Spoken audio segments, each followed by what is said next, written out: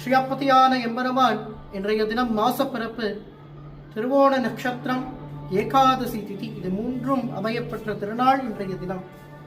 நம் கோவை மாநகர் திருப்பதி வெங்கடாச்சலபதி நகரில் எழுந்தருளி பரமானுகிரகம் பண்ணிருக்கக்கூடியதான வெங்கடேஸ்வர சுவாமிக்கு கடூர பசும்பால்னால அபிஷேக ஆராதனங்கள்லாம் நடந்து உயர்ந்ததான பட்டு மங்களகரமான பீதாம்பரம் சொல்லக்கூடிய மஞ்சள் நிற பட்டுடுத்தியுண்டு சுவாமி சர்வாலங்காரத்தில் சிவசாதி தருள்றார்.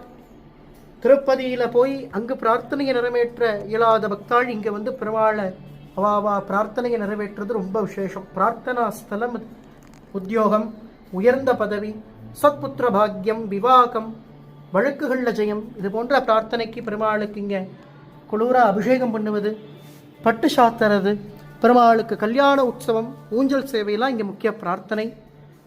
சுவாமி ஆத்மார்த்தமாக பிரார்த்தனை பண்ணிக்குங்கோ. அங்கு வேண்டின்ற பிரார்த்தனையை நாம் இங்கு வந்து நிறைவேற்றலாம்.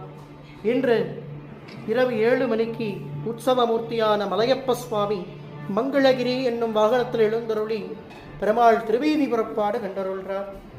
வாங்கோ சேவிக்கலாம் கோவிந்தன வெங்கடரமணா கோவிந்தா கோவிந்தா கோவிந்தா.